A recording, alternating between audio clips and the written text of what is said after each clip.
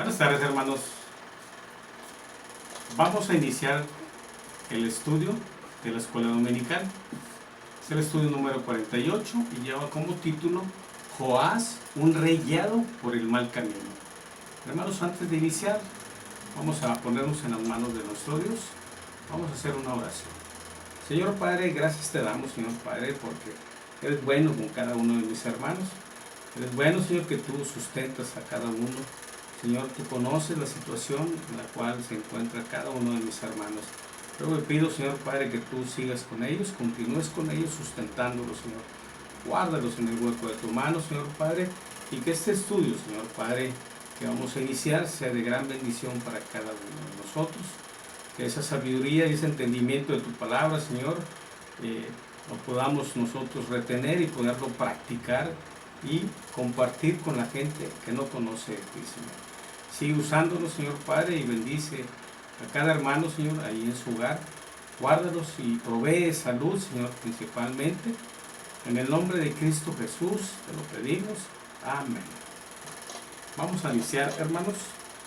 Esto está basado en el segundo libro de Crónicas, capítulo 24. ¿Sí? Como les comenté, lleva como título Joás, un rey guiado por el mal camino. La verdad central, hermanos, de este estudio, Joás ilustra la influencia que otras personas pueden tener en nuestras vidas. Después de la muerte del sacerdote Joiada, Joás fue un rey del reino del sur, hermanos, guiado por el mal camino, por la influencia de los malos dirigentes. Antes de iniciar este estudio, hermanos, voy a hacer 3 preguntas para que ustedes, hermanos, ahí donde estén, las contesten ustedes mismos. ¿Sí? La primera pregunta, hermanos, es ¿cómo detecta que sus hijos están actuando bien delante de Dios? La segunda pregunta, ¿cómo notamos que las personas andan por el bien o mal camino? ¿A qué atribuye usted, hermano o hermana, que algunos cristianos hacen lo correcto, pero después se apartan del camino de Dios? Hermanos, esas son las 3 preguntas que debemos de hacernos dentro de este estudio. Hoy veremos la historia de un rey de Judá que empezó bien, pero se desvió de hacer lo bueno delante de Dios. Iniciamos con la introducción. Cuando Atalía mató a sus nietos para tomar el trono de Judá, que era el reino del sur, Josabet, la esposa del sumo sacerdote llamado Joiada, escondió a Joás en el templo durante 6 años. Al cumplir los 7 años de edad, Atalía fue muerta por órdenes del sumo sacerdote y su reinado duró solo 6 años. Y Joás ocupó el trono. Eso lo vemos en 2 de Crónicas, capítulo 23. Hermanos, hacemos un paréntesis para comentarles. Dios dividió a su pueblo. ¿Sí? Lo dividió en el reino del sur, formado por 2 tribus. ¿Sí? Que fue Judá y Benjamín. Y el otro era el reino del norte. Ahí fue formado por las otras 10 tribus, ¿sí? Que Dios nos dividió. Continuamos, hermanos. En este pasaje de Crónicas estudiamos, se consignan datos que revelan cómo este rey se desvió a la triste situación, ¿sí? de la idolatría por la influencia de los príncipes.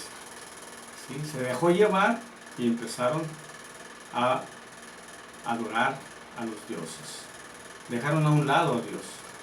Nuevamente, hermanos, este estudio lo veremos en 3 puntos. El punto número 1 lleva un título que se llama Protección e Influencia. Segunda carta de Crónicas. Segundo libro de Crónicas 24. ¿Sí? Del versículo 1 al 3. Y el punto número 2, una restauración necesaria en 2 de Crónicas, capítulo 24, versículo del 4 al 7. Y el tercer punto y último, en la vía equivocada. Segunda de Crónicas, capítulo 24, versículos 17 al 22, hermanos. Hermanos, en el punto número 1, que lleva como título Protección e Influencia, como lo comenté, en Segunda de Crónicas, capítulo 24, versículo del 1 al 3. Hermanos, vamos a leer la palabra de Dios. La palabra de Dios nos dice: de 7 años era Joás cuando comenzó a reinar, y 40 años reinó en Jerusalén. El nombre de su madre fue Sibia de Berseba. E hizo Joás lo recto ante los ojos de Jehová todos los días de Joiada el sacerdote. Y Joiada tomó para él 2 mujeres y engendró hijos e hijas. Hermanos, aquí en el versículo 1, Josabet, la esposa del sumo sacerdote, Joiada, salvó a Joás siendo un bebé, del furor de su abuelita, que era Atalía. Era hija del rey Acab del reino del norte, quien mató a todo descendiente directo del rey. El sacerdote Joiada fue su maestro y tutor. Al pasar los 6 años, llegó el momento en que Joás asumiera al reinado de Judá. Joás tenía 7 años cuando reinó. Fue el 7º rey de Judá y su reinado duró 40 años. Atalía terminó de la misma manera que ella había acabado con la descendencia de su hijo Ocosías. Y en el versículo 2, hermanos, aquí, este fue un largo reinado y bendecido en su mayoría. Joás se quedó corto en su compromiso total y en su consagración completa, hermanos. Pero sí avanzó en la causa de Dios en el reino de Judá. Joás hizo lo recto ante los ojos de Jehová todos los días de Joiada el sacerdote. Cuando el sacerdote Joiada murió, Joás ya no hizo lo recto ante los ojos de Jehová. Joiada había creado en Joás un carácter dependiente de él, pero no había forjado una personalidad independiente capaz de discernir y actuar por sí solo. Joás aprendió a seguir indicaciones, a responder ante estímulos, y se dejó influenciar por colaboradores paganos e idólatras. Hermanos, continuamos con el punto número 2, una restauración necesaria. Lo vemos en Segunda de Crónicas, capítulo 24, versículo del 4 al 7. Pero antes vamos a leer la palabra de Dios. Después de esto, aconteció que Joás decidió restaurar la casa de Jehová, y reunió a los sacerdotes y los levitas, y les dijo: salid por las ciudades de Judá y recoger dinero de todo Israel, para que cada año sea reparada la casa de vuestro Dios, y vosotros poned diligencia en el asunto. Pero los levitas no pusieron diligencia, por lo cual el rey llamó al sumo sacerdote y le dijo: ¿por qué no has procurado que los levitas traigan de Judá y de Jerusalén la ofrenda que Moisés, siervo de Jehová, impuso a la congregación de Israel para el tabernáculo del testimonio? Porque la impía Atalía y sus hijos habían destruido la casa de Dios, y además habían gastado en los ídolos todas las cosas consagradas de la casa de Jehová. Hermanos, aquí en el versículo 4, mientras Joiada vivió, Joás hizo un buen gobierno. En ese tiempo decidió reparar la casa de Jehová. Una decisión justa y sabia, porque Atalía, su abuela, había destruido la casa de Dios y profanado los utensilios al servicio del culto en el templo. También recordemos que ese fue su hogar, cuando era un niño pequeño. De lo que es el versículo 5 al 6, hermanos, aquí los sacerdotes y levitas, los guías espirituales, fueron asignados a recoger de todas las ciudades del reino de Judá el dinero asignado para la rehabilitación del templo. La exhortación del rey fue: poned diligencia en este asunto. Pero los comisionados fueron negligentes, no obedecieron a su rey. Muchos cristianos hoy en día no ponen diligencia en las cosas de Dios. Dice la palabra de Dios: los hijos de este mundo son en su generación más sagaces que los hijos de Dios. Lo vemos en Lucas 16:8. Hoy el pueblo creyente, hermanos, sabe que hay una tarea imperiosa por delante: la construcción del reino de Dios. En 30 siglos, cuán poco ha cambiado el mundo, cuán poco ha cambiado el pueblo de Dios, porque hoy la obra de Dios sigue esperando que la geste y cristalice un solo hombre, el pastor. Hermanos, recordemos que somos un cuerpo con muchos miembros. No dejemos todo el trabajo a nuestro pastor, a nuestro líder. Trabajemos en un solo sentir y ser unánimes, hermanos. Continuamos con el punto número 3 y último, que lleva como título En la vía equivocada. Segunda de Crónicas, capítulo 24, versículos del 17 al 22, hermanos. Dice la palabra de Dios, vamos a leerla. Muerto Joiada, vinieron los príncipes de Judá y ofrecieron obediencia al rey, y el rey los oyó. Y desampararon la casa de Jehová, el Dios de sus padres, y sirvieron a los símbolos de acera y a las imágenes esculpidas. Entonces la ira de Dios vino sobre Judá y Jerusalén por su pecado, y les envió profetas para que los volviesen a Jehová, los cuales les amonestaron, mas ellos no los escucharon. Entonces el Espíritu de Dios vino sobre Zacarías, hijo del sacerdote Joiada, y puso en pie, donde está más alto que el pueblo, les dijo: así ha dicho Dios, ¿por qué quebrantáis los mandamientos de Jehová? No os vendrá bien por ello, porque por haber dejado a Jehová, Él también os abandonará.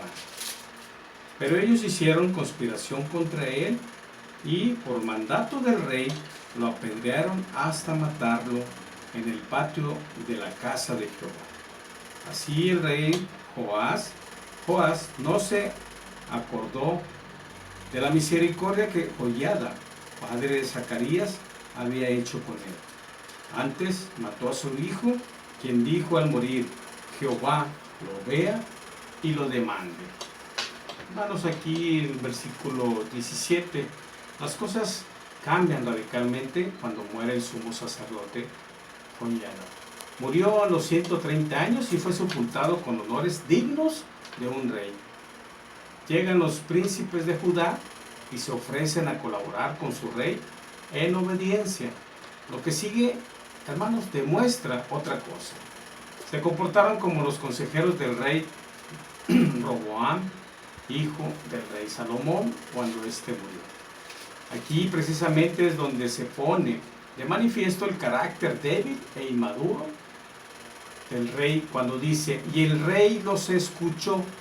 Joás da un giro a su vida y a su regia gestión para entrar en la vía equivocada. Olvida todo lo positivo aprendido del sacerdote Joiada, olvidando también sus propios propósitos de restauración moral y espiritual de su pueblo.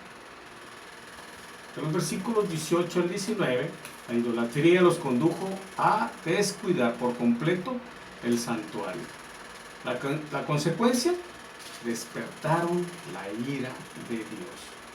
Pese a la ira de Dios, el Señor envió una exhortación al pueblo, que si ellos se apartaran de Él, Él haría lo mismo, los abandonaría. Dios es justo y misericordioso, Hermanos, él envió a Zacarías para llamarlos al arrepentimiento. Antes de aplicar juicio y castigo, Dios envió profetas para hacerlos volver. Dio otra oportunidad. De la misma forma, Dios no nos abandona o azota en venganza cuando pecamos. Versículo 22, hermanos. Aquí el pecado ensordece y no permite ver las acciones. Ellos no escucharon, al contrario, por orden del mismo rey, mataron a Zacarías, hijo de Joiada. Cuánta ingratitud del rey Joás con su tutor y maestro, el sacerdote Joiada, porque él lo salvó de la ira de su abuela Atalía y ahora le quita la vida a su hijo Zacarías. Hermanos, un pecado conduce a otro pecado y un error a otro mucho mayor. La verdad que nos deja esta historia es que la influencia que ejercen otras personas en la vida del cristiano puede ser buena o mala. Nos acerca más a Dios o nos aleja de Él. Nos invita a una vida más consagrada o nos aparta de la iglesia. Hermanos, por conclusión, todos los padres desean que sus hijos tomen decisiones correctas. Pero para hacerlo, los hijos deben aprender primero a tomar sus propias decisiones. Tomar decisiones equivocadas los ayuda a aprender a tomar las correctas. Si los padres deciden todo por sus hijos, anulan la capacidad de estos de tomar decisiones correctas cuando estén solos. Este problema afectó seriamente al rey Joás. Tuvo excelentes consejos, pero nunca creció. Se volvió tan dependiente de lo que decía el sacerdote y se vio limitada a la calidad de sus consejeros. A menudo es mucho más difícil ser un creyente en los momentos buenos que en los momentos malos. Los tiempos difíciles nos empujan hacia Dios, le buscamos, pero los momentos buenos nos pueden hacer sentir autosuficientes, satisfechos. Yo lo logré, esto es mío por méritos propios. Hermanos, cuando todo marche bien, hermanos, vigilen su fe de cerca. Por eso es la oración diaria, los estudios, la palabra de Dios. ¿Sí? Cuando nos rebelamos contra Dios, siempre pagamos por ello. Cuando sacamos a Dios de nuestra vida, perdemos más en lo espiritual de lo que ganamos alguna vez en bienes terrenales. Cuando Dios deja de ser el centro de nuestra vida, el mantener la apariencia de una vida cristiana se vuelve superficial. La belleza externa debe provenir de una fuerza interna. Él nos pide un compromiso firme y al menos que le respondamos con plena confianza, nos encontraremos apartados de Él. ¿Qué dice la palabra de Dios? Cree en el Señor Jesucristo y serás salvo tú y tu casa. Lo vemos en Hechos 16:31. La decisión, hermanos, es nuestra. ¿Dónde te encuentras en este momento? ¿Dónde están? ¿Dónde andan nuestros hijos? ¿Están tomados de la mano del Señor? Como padres nos toca guiarlos por el buen camino. Ver que si se desvían, indicarles dónde retomar nuevamente su camino. Nuestro cimiento y fundamento es la palabra de Dios. Hermanos, hemos terminado este estudio. Dios los bendiga en cualquier parte que se encuentren, hermanos. Recuerden que Dios siempre está atento al llamado. Para el próximo estudio, hermanos, los invito a leer el libro de Ruth completo. Capítulo 1, 2, 3 y capítulo 4.